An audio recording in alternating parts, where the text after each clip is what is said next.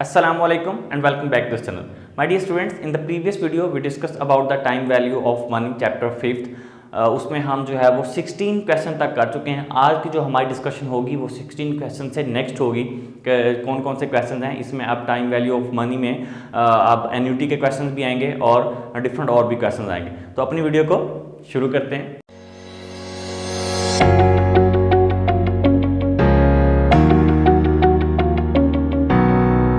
Question number 17 मेरे पास है, आपको भी शो हो रहा होगा क्वेश्चन नंबर 17। इसको पढ़ते हैं, इसको सॉल्व करने की कोशिश करते हैं। Tom Alexander has an opportunity to purchase any of the investment shown in the following table.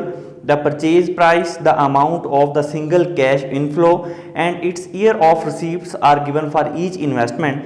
Which purchase recommendations would you make assuming that the Tom can earn 10% on his investment. उसने एक question दिया है जिसमें उसने 4 investment दिए। उसने कहा कि आप इनमें से कौन सा अल्टरनेटिव लेना पसंद करोगे, कौन सी इन्वेस्टमेंट को आप बेहतरीन इन्वेस्टमेंट कहोगे कि वो कर लेनी चाहिए। ठीक है, A B C D उसने कहा है। उसकी प्राइसेस उसने डिफाइन की हैं। अगर आप 18,000 भरते हैं तो 18,000 पे आपको एक मिल रही है, उसमें सिंगल कैश फ्लो आपको जो 5 साल बाद 30,000 रुपये मिलेगा। फिर इसमें एक आपको जो है वो 3,000 रुपये देगी 20 साल के बाद। ठीक है, उसमें 600 रुपये की इन्वेस्टमेंट है।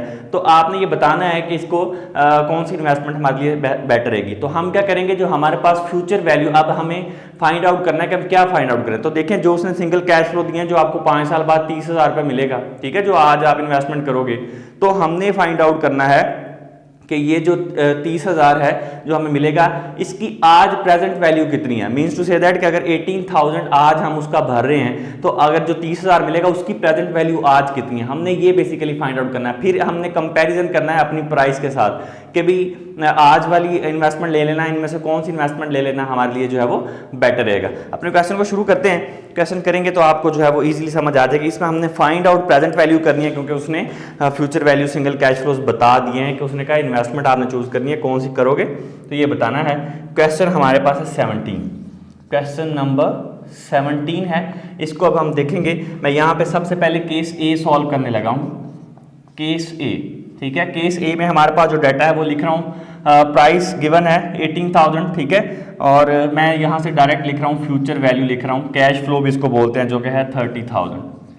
यही हमने बेसिकली फाइंड आउट करना है, तो यहीं से लिख लेते हैं। एन भी हमारे पास गिवन है जो कि है 5, और आर उसने अपॉर्चुनिटी कॉस्ट आपको बता दी जो कि है 10% अगर वो इस पर अर्न करे तो। अब हमने इसको सॉल्व करना है। सिंपल क्वेश्चन है ये भी।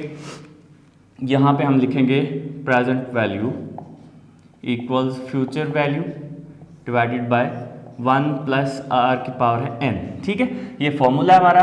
तो present value equals future value कितनी है 30,000, okay, divided by 1 plus r कितना है 10%, तो क्या आ जाएगा 0.1। पावर कितनी लगेगी 5 ईयर्स।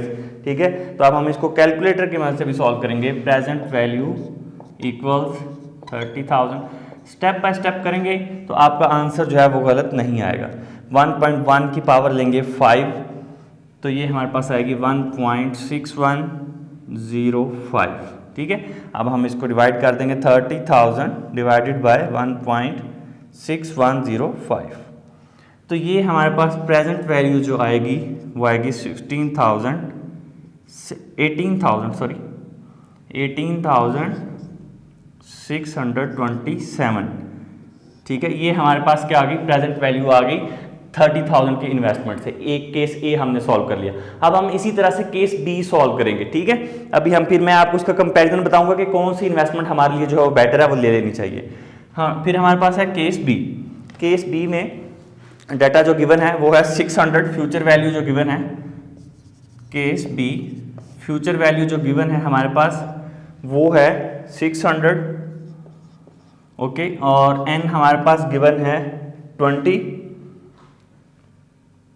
एन गिवन है 20 हमारे पास, सॉरी 3,000 गिवन है। ये वैल्यू है 3,000, फ्यूचर वैल्यू 3,000 है, एन 20 है हमारे पास, और आर हमारे पास वही आ जाएगा 10%। अब हम इसको सॉल्व कर लेते हैं। ये भी उसी तरह से सॉल्व होगा सेम। यहाँ पे हम इसको सॉल्व करेंगे। यहाँ प्रेजेंट वैल्यू इक्वल्स डायरेक्ट लिखेंगे 3,000 डिवाइडेड बाय 1 प्लस 0.1 की पावर आ जाएगी हमारे पास 20 साल है।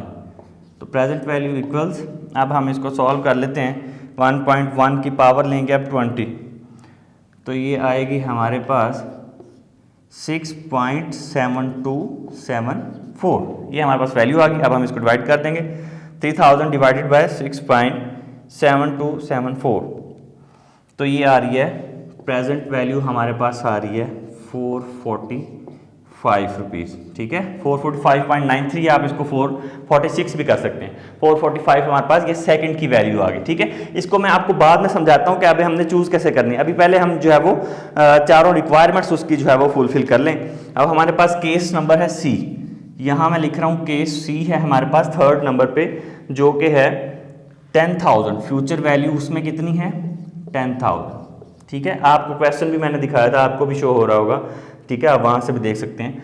और एन हमारे पास जो गिवन है वो है 10, और आर अपॉर्चुनिटी कॉस्ट वही रहेगी सेम 10%, ठीक है। अब हम इसको सॉल्व करेंगे, यहाँ पे सॉल्व करेंगे हम इस केस को। केस सी है हमारे पास, जिसमें हमारे पास प्रेजेंट वैल्यू फाइंड आउट करनी है हमने, ठीक है। प्रेजेंट वैल्यू इक्वल्स किसके है, future value 10,000 divided by 1 plus 0.1, power कितनी लगेगी अब 10, नंबर ऑफ ईयर्स कितने हैं 10। Present value equals 10,000 divided by 1.1 की पावर लेंगे अब हम 10, ठीक है। तो ये हमारे पास आएगी 2.5937, ठीक है, 37। अब प्रेजेंट वैल्यू इक्वल, अब हम 10,000 को डिवाइड कर देंगे 2.5937 पे, तो ये आएगी 3855। प्रेजेंट वैल्यू क्या आ गई 3,855 रुपीज़ हमारे पास क्या आ गई, प्रेजेंट वैल्यू आ गई, ठीक है। ओके, अब हमारे पास लास्ट केस रह गया जो कि है केस नंबर डी, ठीक है। उसको भी हम जो है वो यहीं लिख लेते हैं, केस डी है हमारे पास, ठीक है। चलिए इसको जो है वो अब हम, केस डी में हमारे पास जो वैल्यू गिवन है वो है 15,000, फ्यूचर वैल्यू गिवन है 15,000, एन हमारे पास और आर जो है वो हमारे पास गिवन है 10%, और एन हमें गिवन है 40 ईयर्स, 40 साल का हमारे पास डाटा है। इसकी अब हमने प्रेजेंट वैल्यू फाइंड आउट करनी है, ठीक है। तो यहाँ पे करते हैं present value equals 15,000 divided by 1 plus 0.1 की पावर लगेगी 40।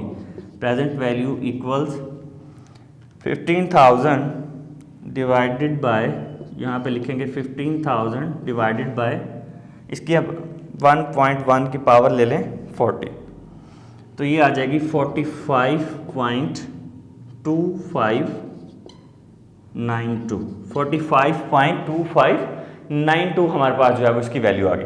अब हम क्या करेंगे, इसको जो है वो डिवाइड कर देंगे, यहाँ पे करते हैं present value equals 15,000 divided by 45.2592, तो ये वैल्यू आ रही है 331, ठीक है, डॉलर जो वैल्यू हमारे पास आ रही है। अब हम इन तीनों की जो है वो प्रेजेंट वैल्यू जो है वो फाइंड आउट कर चुके हैं। ये केस डी था जिसकी हमने वैल्यू को फाइंड आउट किया, ठीक है।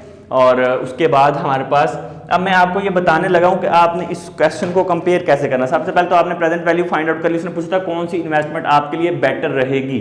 तो अब हम अगर इसको कंपेयर करें तो आपने ये देखना है कि आपके पास जो फर्स्ट था ये वाला केस, इसमें आपके पास वैल्यू क्या आई थी 18,627 प्रेजेंट वैल्यू आई थी, जो कि प्राइस आपको क्या मिल रही है 18,000, ठीक है, उससे अबव आ रही है। तो इसका मतलब ये है कि जब आप ये रिसीव करोगे 30,000 इतने सालों बाद, 5 साल के बाद, ठीक है, उस पर 10% इंटरेस्ट रेट पे, तो आपको वैल्यू उससे, उसकी जो प्रेजेंट वैल्यू बनेगी वो ज़्यादा ही बनेगी, जितनी आप पे कर रहे हो, जितनी इन्वेस्टमेंट आप कर रहे हो उससे ज़्यादा ही प्रेजेंट वैल्यू उसकी बनती है। तो इसका मतलब ये वाला प्रोजेक्ट एक्सेप्टेड होगा। उसके बाद 3,000 वाला है जिसकी वैल्यू क्या आई 445, लेकिन उसके लिए आज आप कितने पे कर रहे हो 600 रुपए की इन्वेस्टमेंट कर रहे हो, लेकिन आपको मिलेंगे क्या, इतना वेट करने, 20 साल वेट करने के बाद भी कितने में उसकी प्रेजेंट वैल्यू बनेगी 445। तो इसका मतलब इसको हम रिजेक्ट कर देंगे, उसके बाद हमारे पास सी था, सी में जो प्राइस पे कर रहे हैं वो 3500 पे कर रहे हैं, तो उसकी प्रेजेंट वैल्यू क्या बन रही है 3855। इसका मतलब ये प्रोजेक्ट भी एक्सेप्ट कर लेंगे, ये इन्वेस्टमेंट भी हम एक्सेप्ट कर लेंगे, इसकी प्रेजेंट वैल्यू भी ज़्यादा आ रही है, हमें बेनिफिट होगा, ठीक है। उसके बाद डी है, डी के अंदर जो है वो 1000 पे कर रहे हैं, तो वैल्यू क्या बन रही है 331। तो इसका मतलब ये कि 331 तो हम एक्सेप्ट की सूरत भी नहीं कर सकते, ठीक है। आज हम 1000 पे करें, इतने साल वेट करने के बाद भी उसकी प्रेजेंट वैल्यू 331 रुपये रह जाएगी, तो हमें क्या फायदा होगा, कुछ भी नहीं। इस वजह से हम उस प्रोजेक्ट को एक्सेप्ट नहीं करेंगे। तो ये बेसिकली हमने इसके अंदर बताना था इस क्वेश्चन में। आप इस क्वेश्चन को नोट करें, इसके बाद हम नेक्स्ट क्वेश्चन करते हैं।